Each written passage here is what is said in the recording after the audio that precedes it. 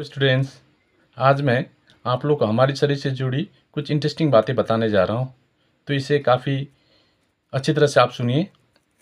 क्या आपको पता है हमारे शरीर की सबसे छोटी हड्डी कहाँ मिलती है और इसका नाम क्या है?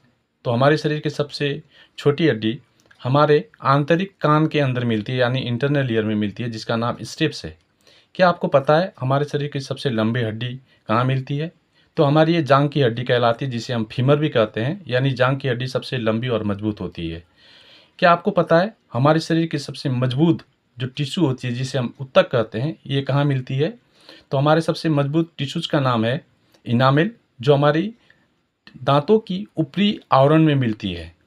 क्या आपको पता है एक वयस्क एडल्ट पुरुषों के मस्तिष्क का ब्रेन का वजन कितना होता है? ये लगभग 1350 ग्राम होती है पुरुषों में। क्या आपको पता है कि एक फीमेल के यानी औरत, एक जवान औरत है तो उसके मस्तिष्क का वजन कितना होता है? उनका मस्तिष्क का वजन लगभग 1250 ग्राम होती है।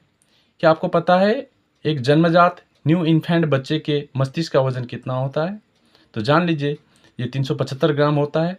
क्या आपको पता है मानव शरीर की सबसे छोटी कोशिका का नाम क्या है? तो जान लीजिए ये हमारी स्पर्म कोशिका है, जिसको हम शुक्राणु बोलते हैं। ये हमारे सबसे शरीर की छोटी कोशिका है। क्या आपको पता है मानव शरीर की सबसे बड़ी कोशिका का नाम क्या है? ये ओवम कहलाती है, जिसे हम एग भी बोलते हैं, यानी हिंदी में अंडाणु बोलते हैं। ये हमारे शरीर की सबसे बड़ी कोशिका है। क्या आपको पता है हमारे शरीर की सबसे लंबी कोशिका का नाम क्या है?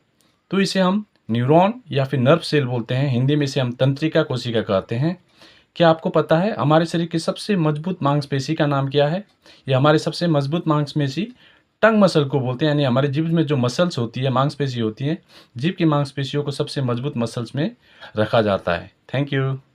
Have a great day.